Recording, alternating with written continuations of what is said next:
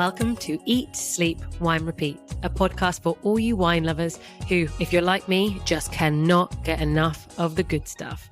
I'm Yanina Dore, your host, brand ambassador, wine educator, and sommelier. So stick with me as we dive deeper into this ever-evolving, wonderful world of wine.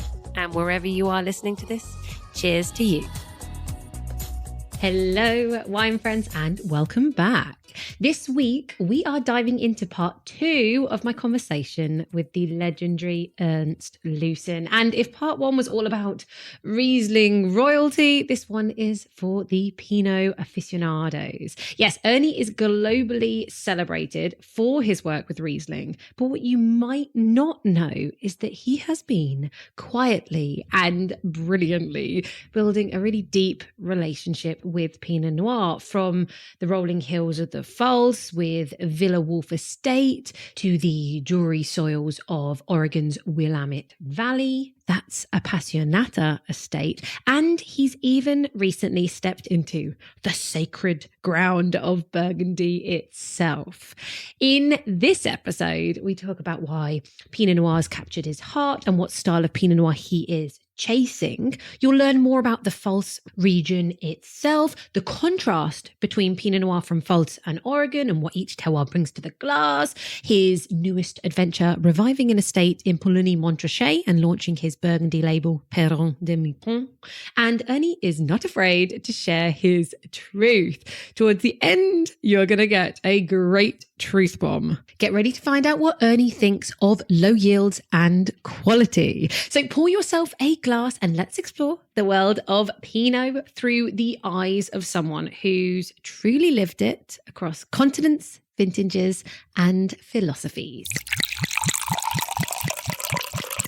You, of course, have been known around the world for Riesling, but you've actually devoted a significant amount of work to Pinot Noir, now especially in Oregon. So what is it about this grape? Well, we started already to Pinot Noir because we have the Villa Wolf estate in the Pfalz, And that is one of the reasons that we started Villa Wolf 1996, because I love the Pinot varietals, Pinot Gris, Pinot Blanc, Pinot Noir, but instead doing it in these days, 96, because Riesling, that Mosel was Riesling and nothing else, So instead doing something which has no tradition in our area, I rather wanted to go to an area which has a long-standing tradition for Pinot varietals, and that is the Pfalz, the Palatinate on the Rhine River, because the Pinot varietals are, beside of Riesling, is a very traditional grape variety for the Rhine. I once read, I think it was a French king, Charles the Bold, 1,000 years ago, who brought the Pinot varietals to the Lake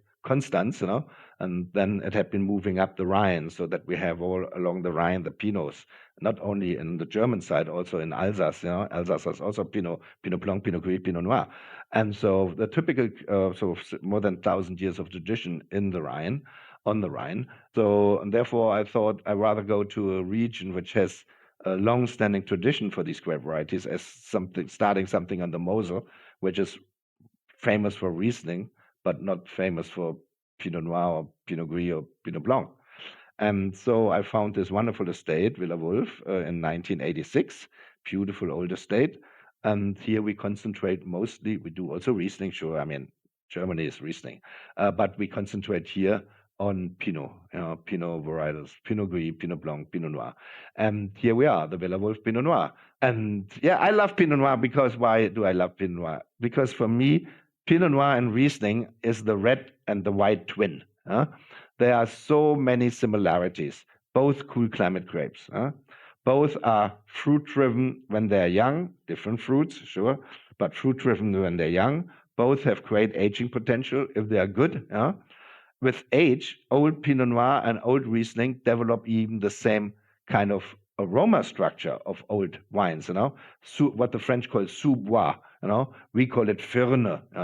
And this Firne or sous bois, a 40-year-old Riesling and a 40-year-old Pinot Noir, they're often so similar in the smell. If you smell it and said, oh my God, that is exactly the same smell. So there's so many things what Pinot Noir and Riesling has in common. And most people I know who love Pinot Noir, they love Riesling and the other way around too. Yeah, I agree.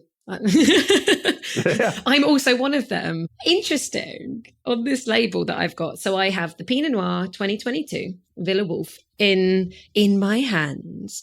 You have constantly said the word Pinot Noir on this episode. It says it on the label. You're not saying Spätburgunder. Spätburgunder. Well, we put only the German names for the German market on the label, for the export market, but who knows what Grauburgunder is or Weißburgunder is or Spätburgunder is. I had this discussion just last week. I was in Sweden with my importer, and there I was astonished. They insisted to have the German name on it. Interesting. Yeah? So it is the only only the Scandinavian, Norway, Finland, the Scandinavians, they want to have the German name on it, So I don't know why, because Germans anyway, but while the Scandinavians speak, I asked them, why you don't want to have Pinot Noir or Pinot Gris on the label? Isn't it more easier to understand for you? No. They want to differentiate it by the German name, that it is a German Pinot Noir, that it is not a Pinot Grigio, that it is a Grauburgunder. That's fair. Actually, and if anyone listening, once you've got used to, in Germany, calling Pinot Noir Spätburgunder, and you understand that's what Pinot Noir is, when you look at the other two, the way for me that I always remember the two, Grauburgunder begins with G. So it makes sense. It's Pinot Gris, Pinot Grigio. And Weißburgunder is a W. So I always thought to myself, well, if you look at the W and you turn it, it's almost like a B. So therefore Pinot Blanc. So for anybody trying to get their head around, obviously Burgunder means Pinot. That's how I always remembered Weißburgunder and Grauburgunder. And Bianco, it's in Italian, as a Pinot Bianco, and Bianco is white, it's white. Weiß means also white, But then you need to speak German. Yeah, and Blanc is also white. Yeah. Well, I'm just literally going with visuals. That's certainly what helped me. Yeah. But okay. I'm very happy that in England, we call it Pinot Noir. We're drinking Pinot Noir now. We're mentioning too many grapes now. What are we drinking? What are we talking about? Pinot Noir. Pinot Noir, and I'm glad that you put that on the label. And I have to say, now we're drinking, this is such a approachable but pretty Pinot Noir at such an affordable price point.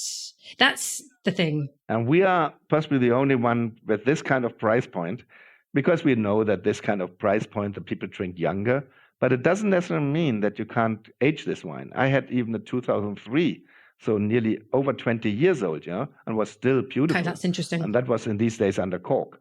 So with this wine, we know that the people want to drink it younger. We do still over-barrel it, even that it is our entry-level wine. We over-barrel it 14, 15 months. And we do 50% of the wine is going into French barriques, but only old ones, not new ones, because we want the micro-oxidation, because the micro-oxidation makes the wines more complex and fix the color. And the other half, 50% of the wine, is staying 14, 15 months in stainless steel. So what happens here we don't have micro-oxidation. The wine get complex, but keep the fruit. And then before bottling, we blend the 50% barrique, the micro-oxidized wine, with the 50% of the stainless steel. So we keep the fruit, we keep the fruit from the stainless steel and get the complexity from the barrels, from the barriques. And that makes a nice combination.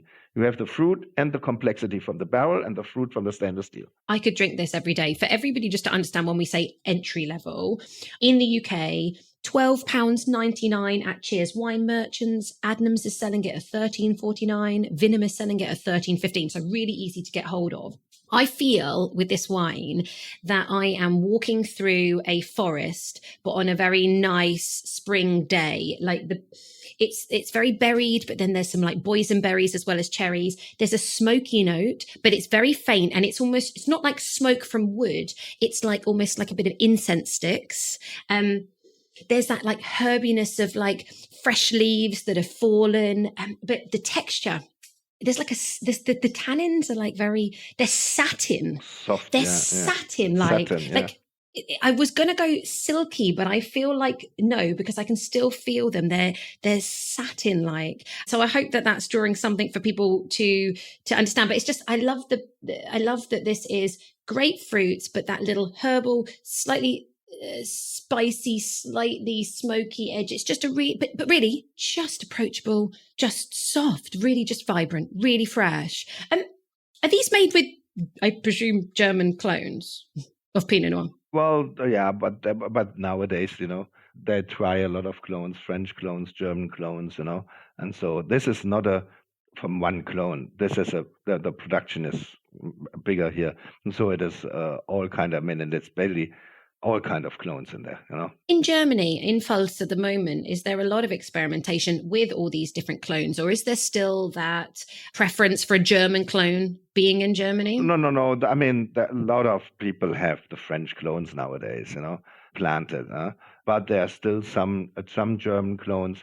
But the old German clones, which have been high yielding, that is not that they're gone. They're all gone. They're all they have all now smaller berries and smaller yielding clones. But in this case, this is we have a lot of contracts here. And so, I mean, I can't tell you how many clones are in there, but that just makes it even better because I think, the clone mix is much better than having only one clone, As far as I know, and I've always seen German clones in general, just because I know that somebody listening will be like, but hang on a minute, what's the difference? And of course, there's a whole selection. But as an overview, I would have said that German clones tend to be more red, fruitier, and slightly softer tannins, whereas Burgundian clones as a whole can sometimes be slightly darker fruit and a bit grippier and earthier. Would you say that's fair or not at all? In a certain way.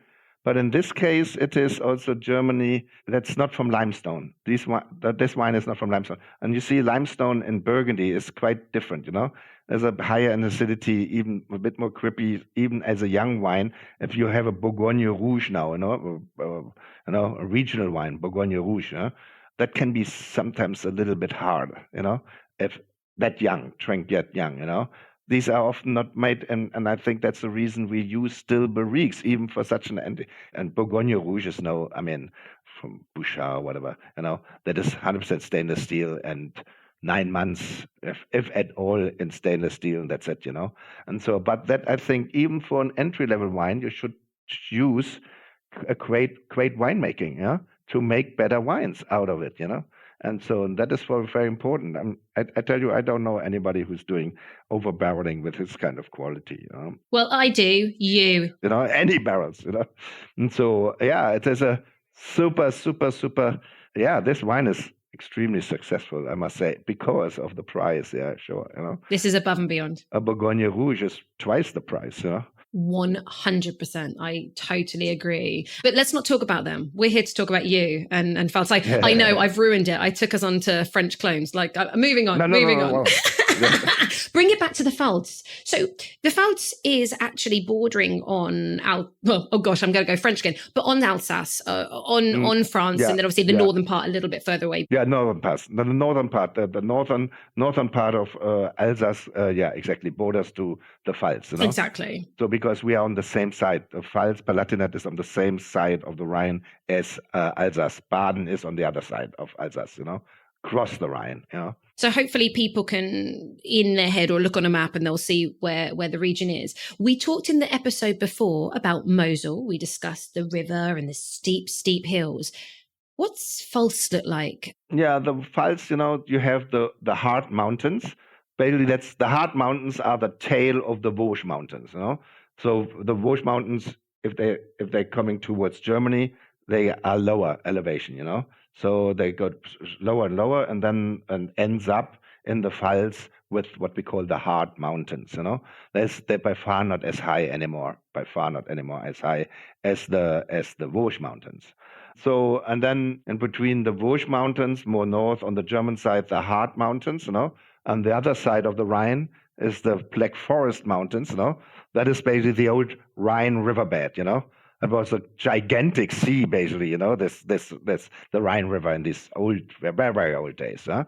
And so basically along the hard mountains, but they are much more gentle, these mountains, or where the vineyards are much more gentle as the Mosel. The Mosel is really steep. We even own the steepest vineyard in the world. We own, it's the Prema Calmont, which is 130% steepness. Yeah, insane. Here we have 25-30%. You're just skipping around the vineyards of Pfalz, like, this is nothing, dancing. Yeah. A little bit more south towards France, South Palatinate, the Südpfalz, South Palatinate.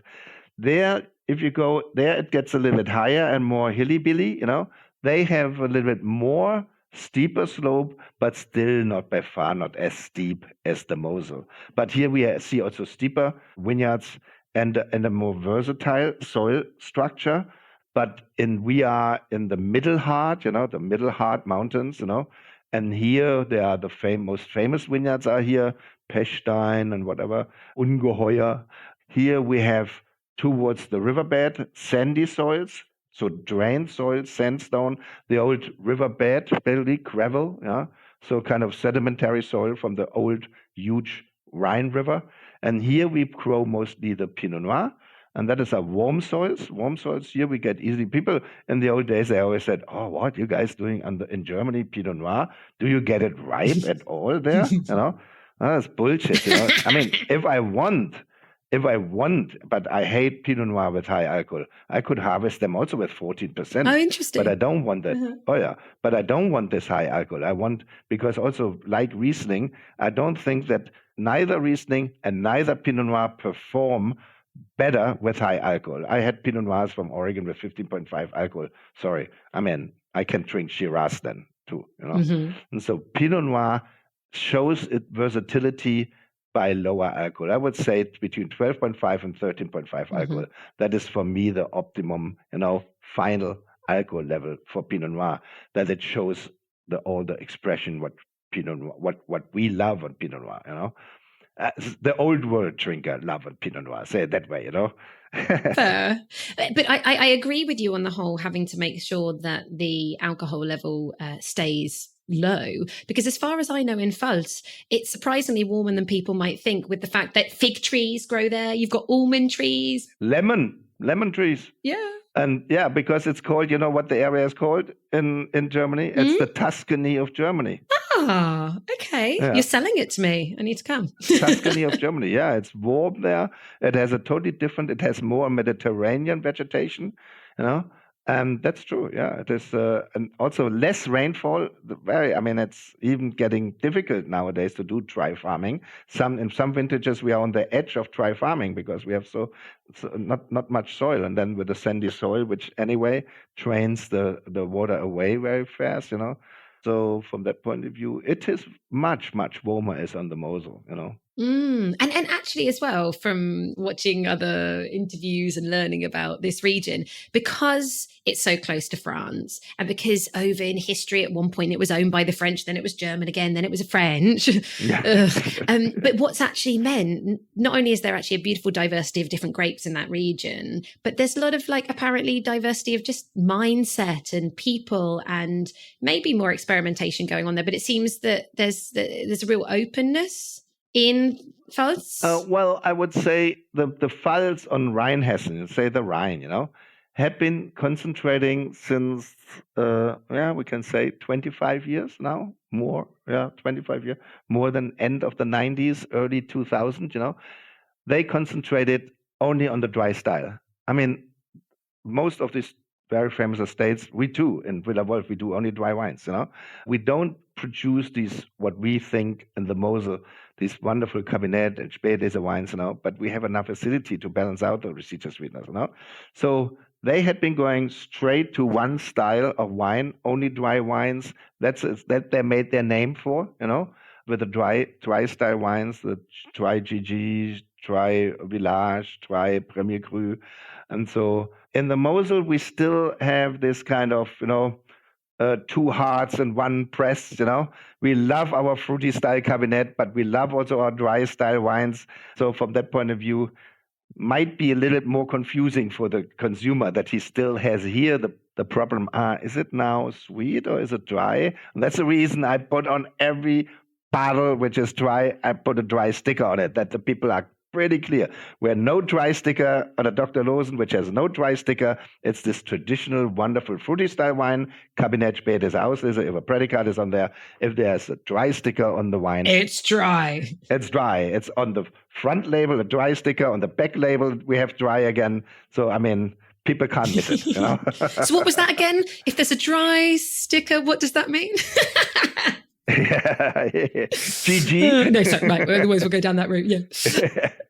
So you've got this beautiful warmth, this energy in Pfalz. You're doing all your Pinot Noirs down there. But as we've already alluded to, you also have a project called Appassionata. Or Appassionata Estate. Appassionata, yeah. In Willamette Valley in Oregon. So, I mean, what are the climatic differences there? What challenges do you have in both regions? How are they differing from each other? Well, I mean, again, you know, it is, you know, Oregon is between California and Washington State, yeah? So it's much norther than California. So it is a cooler climate area for the northern growing regions in the U.S., because it is not on the eastern side of the Cascade Mountains. It's on the western side of the Cascade Mountains. In Washington State, which are more north, all the vineyards are on the eastern side, which is the dry side, very hot, you know. The very no deserty. water, works only on irrigation, you know. So from that point of view, it is the Willamette Valley, you know. Oregon is cooler than Washington State and much cooler than California. So when they started, it's a very young area, for a wine growing area. It started 65. The first Pinot Noirs have been planted after the Prohibition, after Prohibition. Before Prohibition, there was already wine in Oregon. But after Prohibition, it all had been gone. And after Prohibition, 65 was the first people who planted Pinot Noir there, It was the Irie, and Dick Erath, Erath Winery. That has the two pioneers there, 65, and David Lett from Irie, he was the first one, and then I think Erath was a few months later or a year later.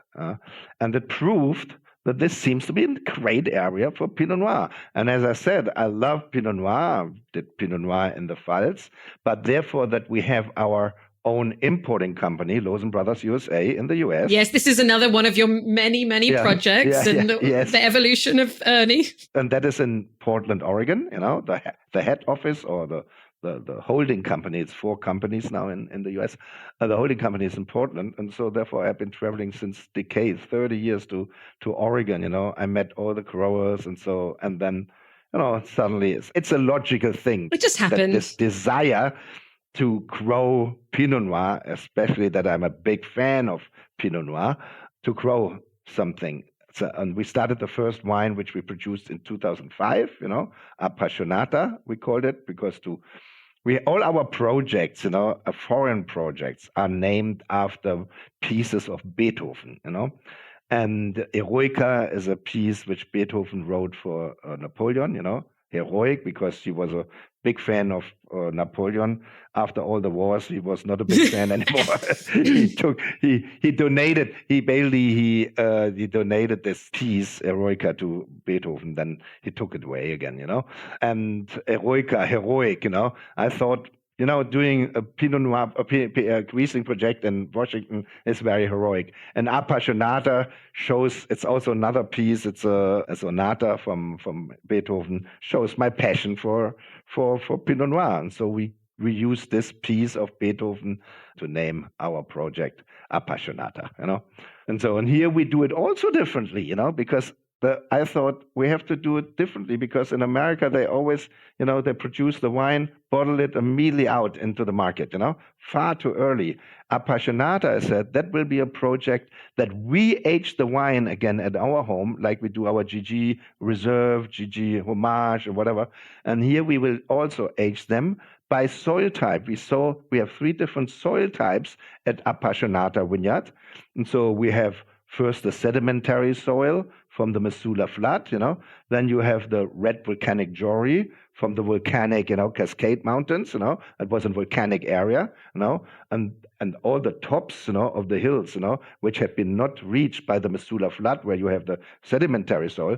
This is more the Jory. And we have in our piece even, we have on the top 2 blocks, which looks like Châteauneuf-du-Pape, only black basalt stones. Wow. Only black basalt stones everywhere, black basalt. I mean, sometimes I said to my vineyard manager, I got the impression that we grow basalt stones here instead of wine, because you can't really plow. Every time you shovel more huge stones out of there. You can't believe mountains of stones we already took out of this vineyards, and that is this black basalt. And these 3 different soil types gives a different character to the wine. And we see that the sedimentary soils, makes very, very charming wines, which needs only 3 to 5 years of age, before we release it, We release now the 19 from the sedimentary soil. And here we have also a classification, because the Sonata, my CEO there, he's a conductor. He studied conducting, Oh, that kind of works with the naming. Yeah, and he knows about all classical music. And he came to the idea, let's name Appassionata, let's name them after the 3 movements of the Appassionata sonata, And so the first movement, and the second movement, and the third movement, and the one with the lightest soil, we call it's the first movement is Allegro, of this piece, is the Allegro, Then the wines which coming from the red volcanic clay, what they call Jory, these wines need always more time to open up. So we released the 17, which is now 8 years old, now, and that is Andante, when it goes, I mean, it's a beautiful wine, you see Andante is like a walk through the forest, and so that's Andante, which is then from the red Jory, but after 8 years we release it, and all wines stay 2 years in the barrel too, and then the one from the block, with a black, basalt stones, that is the wine which needs longest, and this we release, we just released the 13 vintage, so this we release after 10, 12 years, because it needs the longest time, to develop, So also a totally different approach. I mean, for Americans, they say, oh, what is this? I mean, are you crazy? A little. I mean, this is too expensive. And the bankers then say, no, you have to release immediately, cash flow. I said, folks, you bankers, you might be good bankers, but you don't have any clue about wine. And so, and you see, even here, I have a different approach, what I do in Oregon. Well, you say you have a different approach in Oregon than Pfalz. Let's also throw in the mix, why not, that in 2019, you acquired the Vaux Chateau de Pouligny-Montrachet. So now you've got a brand in Burgundy called Perron de Mipon. Perron de Mipon. Perfect. Yeah, because Perron, it's basically the Vieux Chateau de Pouligny-Montrachet, because there's also the Chateau de Pouligny-Montrachet, which belongs to the Monty family, which is much younger. It's 1830 built.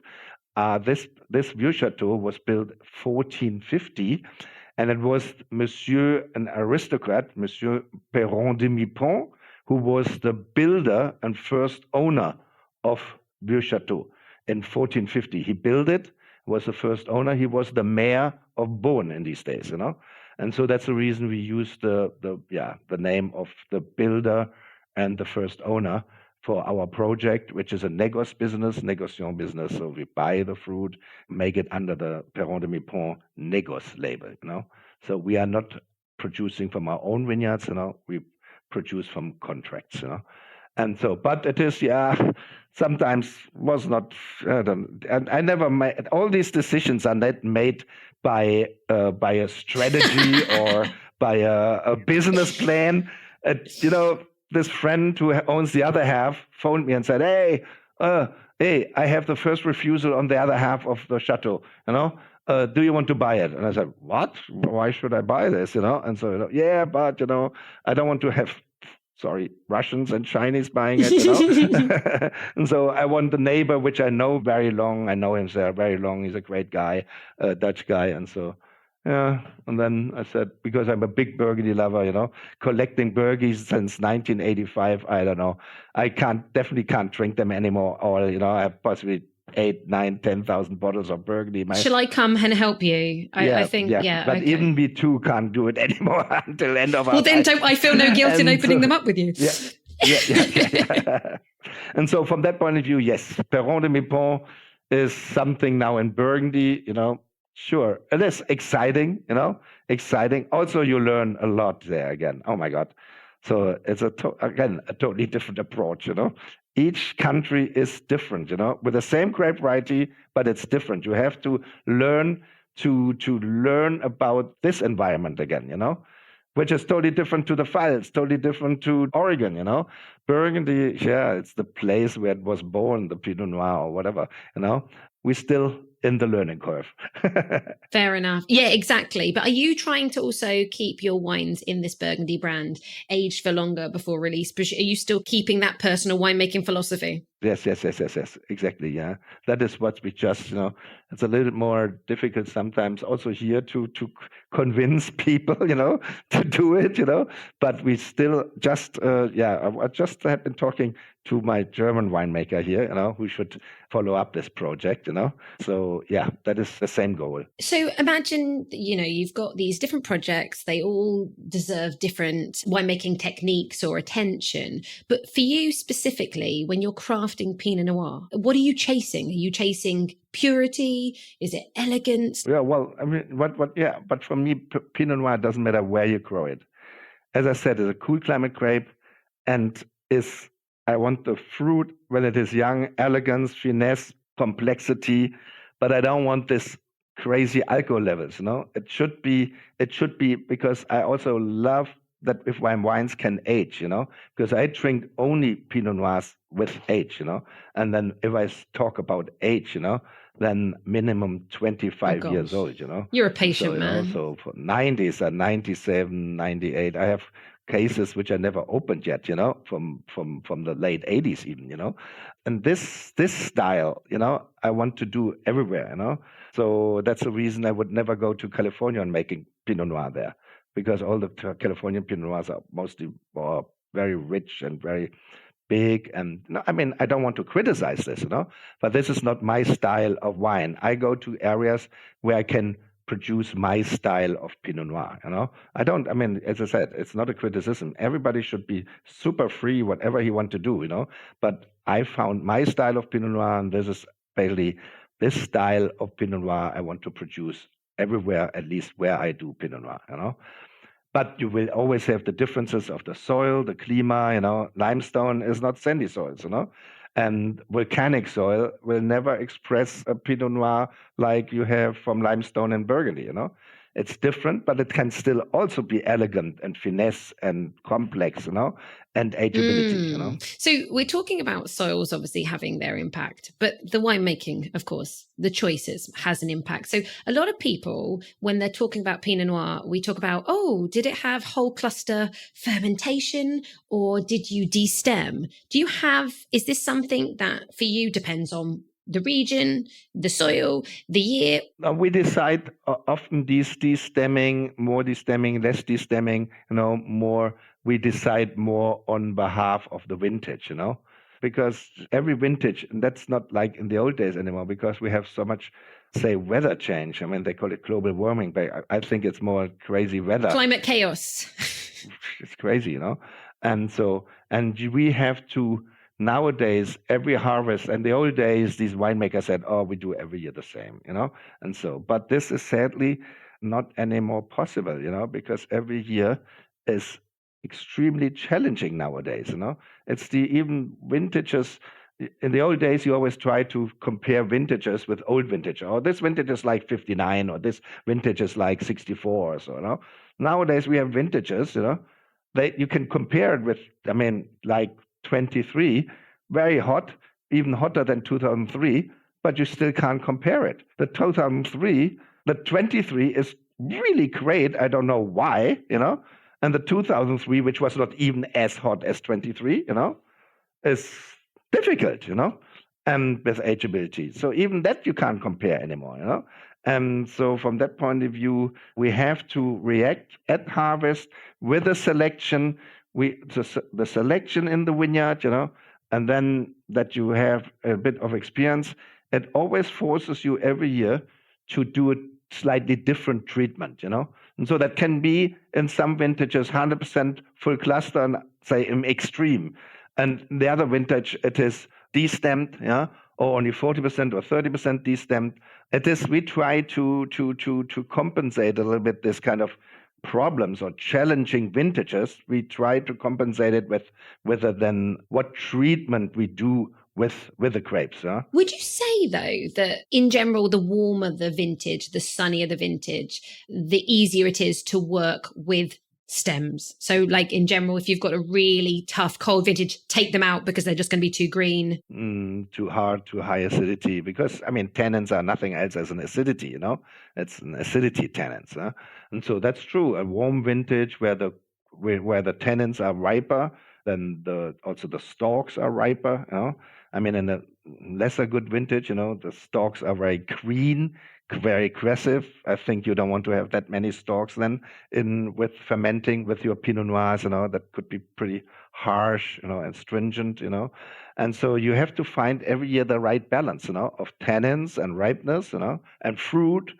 Difficult. I tell you, it's difficult. It's a fucking nightmare every year, and I hate it basically, basically because that you always think, oh my God, after making 35 vintages, you would think now what to do, but then you have another fucking vintage and then I said, Bernie, what is this now? What is it closest to what? And he said, oh, I don't know. We have to survey this vintage, this harvest, and let's see if we find the right treatment with the grapes and full cluster, how much full cluster, how much stalks, how much this, how much that.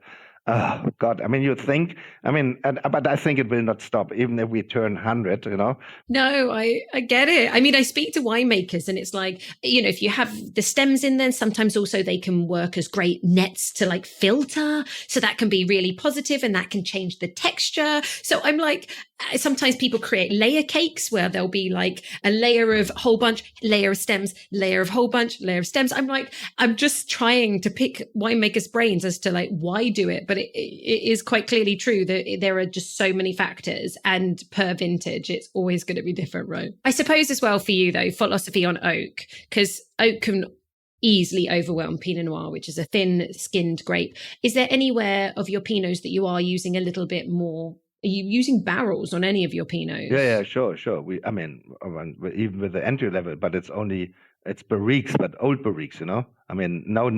Sorry, I should have specified new. I should have specified new barrels. I meant new. Yeah. Well, we have, in Oregon. So with the top stuff, but never more than 25, 30%. So again, very gentle. That's the maximum. Because you're going for elegance and freshness. This is the Dr. Lucen style. Yeah, exactly. Yeah, and then in Burgundy, we don't have that big of quantities. If you have only one barrel, of a Les Suchot or something like that, then it can happen. But then we use also a barrel maker, which we like very much. It is Chassin. I don't know what they're doing, because you can use 100% new oak there, but you don't taste the oak at all, And so, they're very famous. It's often said that they are the Rolls Royce of the barrel makers, I learned it from this, for example, learned from Gantenbein, this famous wine, Pinot Noir producer, from the most famous Pinot Noir producer of Switzerland, amazing wines, And so he used 100% Chassin.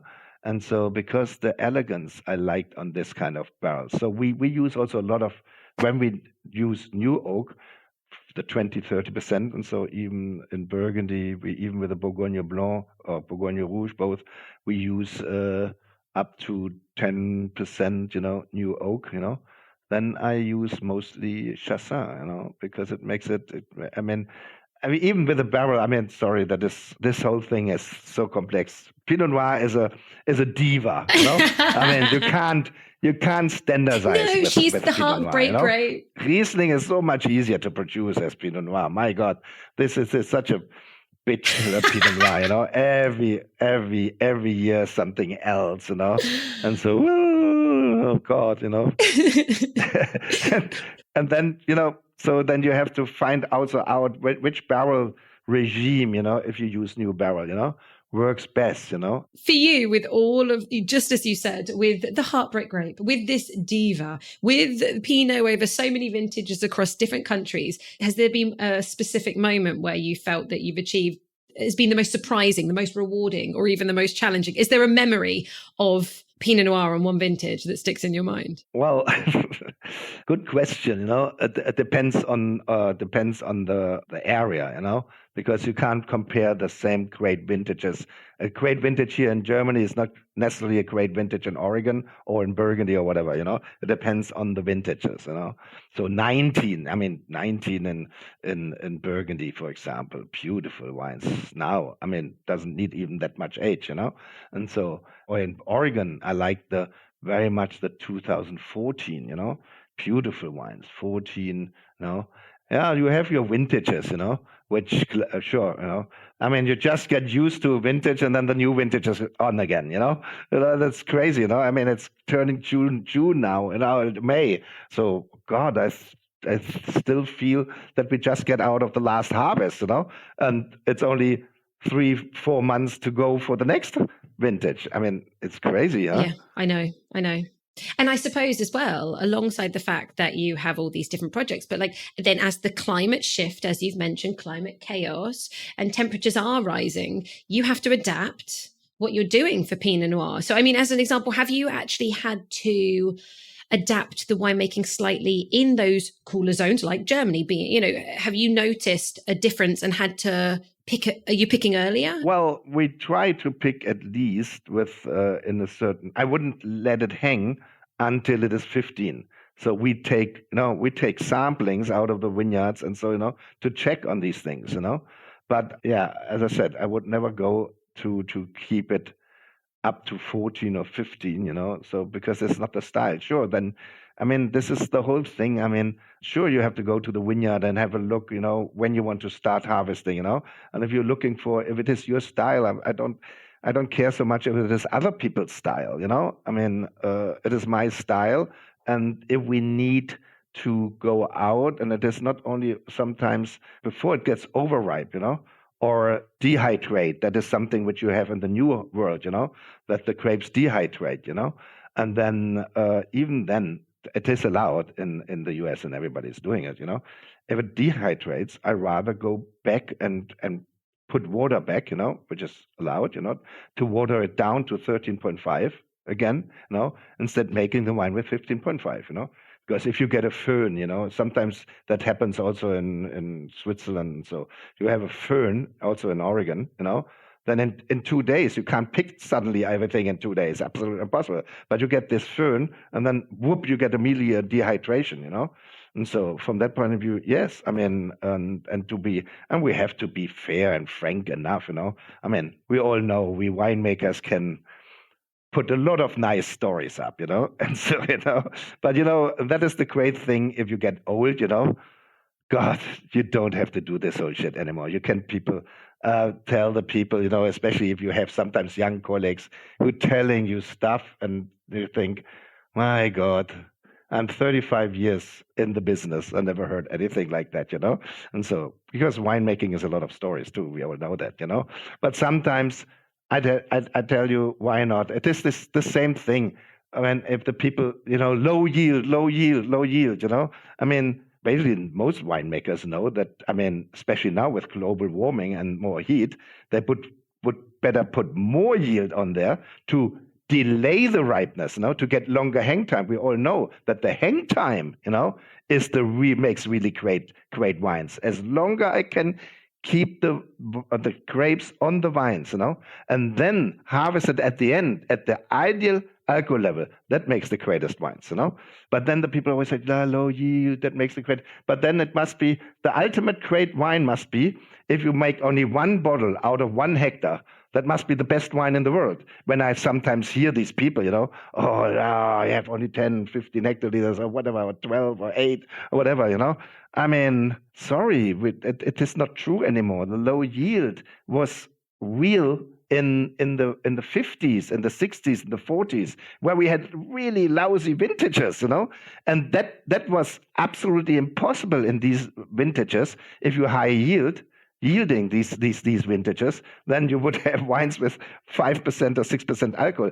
Yes, sure, that was real, yeah, but we have a totally different situation now. I know when I was in Washington State, I said, look, you have to put more fruit on the Riesling.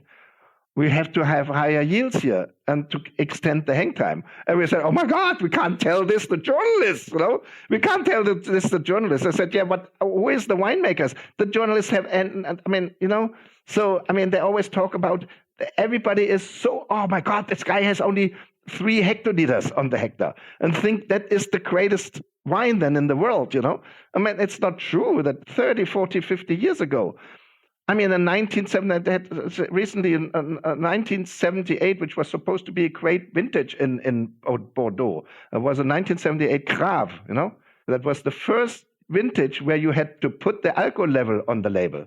And that was stamped, with a stamp. They put it on, because the labels had been already printed. They had to stamp the 11.5 alcohol, Grave. Grave now, Pessac Léonard. In a great vintage, 11.5. People don't know this anymore. They had to do low yields in these days to get even 11.5, And nowadays, you can hang more fruit.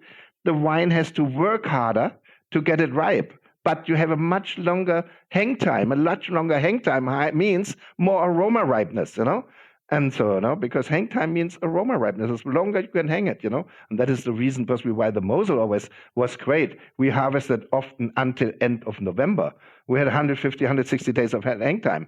So this long hang time basically balanced out the lack of ripeness, sugar ripeness, So that's the reason we could always make wine here with 8, 9% alcohol and still taste good, Because we had this 1 month more hang time, and this extremely high aroma ripeness balanced out the lower sugar ripeness, And so from that point of view, we have different, but you are not allowed to say this loud. But the great thing, if you're an old donkey than me, I can say everything now, what I mean and what I think about.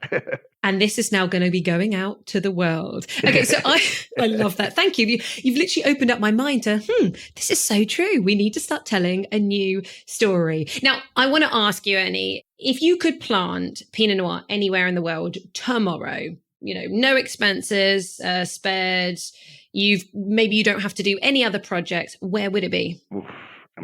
I have been on all the regions where I want to do Pinot Noir, Okay, And so, that's fine. From that point of view, you are where you want to be. Say that way, I would love to have a region, where I would love to do Riesling, But it's super difficult, because that would be Alsace. I would love to do a Riesling in Alsace, Alsace, as I said, yeah. Alsace properties, real estate in Alsace. Ernie is calling. No. I feel like you need a new project. I think that you're getting bone idle.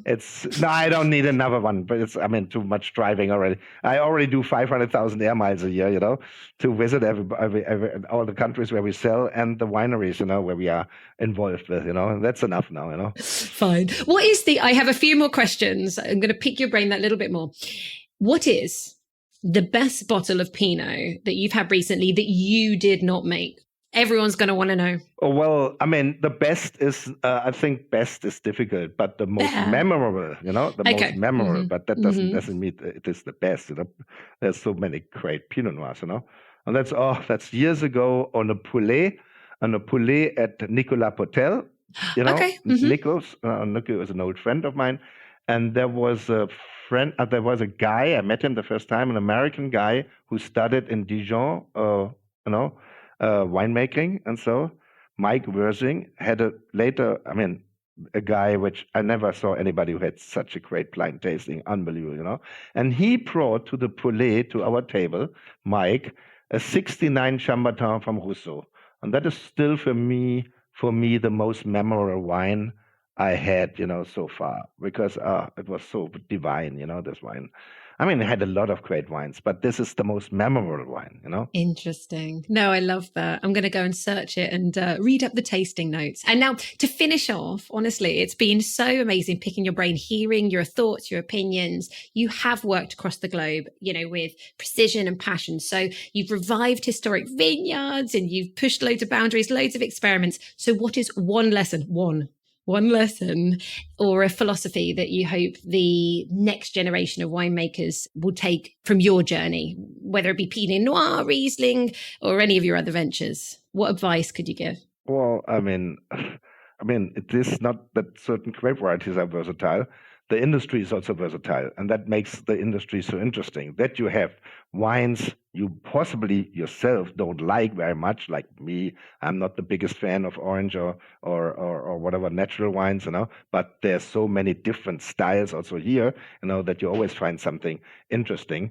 So, at the end of the day, as I did, I had to find my own way, my own style, and so I can only say the people have to drink a lot, I always said a great wine starts in your head, because you first need to know what a great wine is, and then you can produce a great wine. It doesn't matter if it is red, white, or so. Even with a great red wine, a great wine is elegant, has finesse, is the same time complex and kind of concentrated, But, it is all these different things which you try to get into one thing, And so from that point of view, everybody has to find that out himself, Because how can somebody make ever a great wine? And I have a good example, but that is 25 years ago, So, yeah, well, longer, My Swedish importer came to me and said, we tasted all the wine and said, I invited him in the evening to a restaurant. And he said, oh, do you mind? I have a small producer here in the Mosel, which I like very much if we invite him too, And I said, okay, no problem, So I brought in, I think it was a 91 Chateau Latour with me, And this young man, brought his Pinot Noir he produced on the Mosel with him, And then he opened it, And we tasted it. I tell you, it was horrible. It had 30, 40 gram residual sweetness, no mallow, He produced it like a Riesling, this wine, And that is a good example. And then I opened the Chateau Latour, beautiful wine. And so, at least, he said, he described it right. He said, that it's like horse stall, It is sweat and, and the tannins and so, Oh, this wine would never get an AP number, He didn't like this wine. This wine would never get an AP number here in Germany, I said, yes, possibly, But this is a great wine, a very great, one of the wonderful, most known Premier Cru first growth clarets, But, this guy never ever tasted anything outside of his little environment. He learned the winemaking from his father, His father said, no, Pinot Noir has to be sweet and it needs acidity. And so, So if you never drink as a young man I have been drinking my whole life, when I started it, I have been driving Stuart Piggott to all these visits because this guy has no driver's license. And I took the opportunity. I said, Stuart, I drive you to all your appointments, And so I met all the great winemakers in the world through him, by driving him, to his visits, drank great wines. And at each winery, you learned a little bit, Great wineries with Olivier Humbrecht, I learned about full cluster pressing. I learned here, this and there and there, But if you don't have an idea about a great wine, what is a great wine? What is the greatest wines of the world, And as more you drink them, as more you get an idea what a great wine is. But that's the reason I said, yeah, but nowadays everybody said, oh, I let God make the wine. I don't want to interfere and whatever. I tell you only one thing, If you let God make the wine, it usually ends in vinegar, And so from this point of view, it is, I have a certain idea of a great wine in my head, And that you try to do every year, better and better. That's the reason we never can make a 100-point Parker wine. How can you, or 100-point wine, how can you do it better than the next year? I honestly, I've taken from myself. I'm not even a winemaker. You've told me, keep drinking, keep exploring. Yeah. As more you drink, as more you know. Yeah, absolutely. And keep traveling, which I think that we can all take. And that is one of the joys of life. Ernie, thank you so much for just sharing some time with us. It's been fascinating. And I'm so privileged to be able to sit down and talk to you and be able to taste some of these wines, which I will continue to because you've told me to. Yeah, thank you very much. Yes. Thank you. Thank you so much. And we will see each other in your cellar, drinking through some of your stock soon. Yes, absolutely. Come along. Bye for now. Okay. Bye-bye. And that is a wrap on this episode. I honestly feel really honored and a little starstruck to have spent some time with someone like Ernie Lucen, a true wine visionary, a storyteller, and yes, wine royalty in every sense. Conversations like this really remind me why I love doing what I do. But don't go far, because next week we're heading to Salta, Argentina, where I'll be joined by winemaker Thibaut Delmont of Bodega Colomé. This remarkable winery dates back to 1831, grows vines that are over 170 years old, and makes wine from the highest commercial vineyard in the world. Yes, you heard that right. There is so much to learn from this one, and I promise it's going to be a fascinating journey. You do not want to miss it. Now, I leave you with a few beautiful words around Pinot Noir from Jancis Robinson, one of the world's most respected and influential wine critics, writers, and masters of wine. And she said, Pinot Noir is a minx of a wine, sultry, delicate, temperamental, but unforgettable. No wonder why Ernie is dedicating so much of his time to this grape. Right, that is it, you lovely lot. If you enjoyed the episode, please like, subscribe, and leave a review on Apple Podcasts or a rating on Spotify. And don't forget to share with your wine-loving friends. Every listen and share helps the podcast grow and reach more curious sippers around the world. Wishing you all a joyful, grounded week ahead. May wine continue to connect you to people, places, and stories across the globe. Until next Monday, wine friends, cheers to you.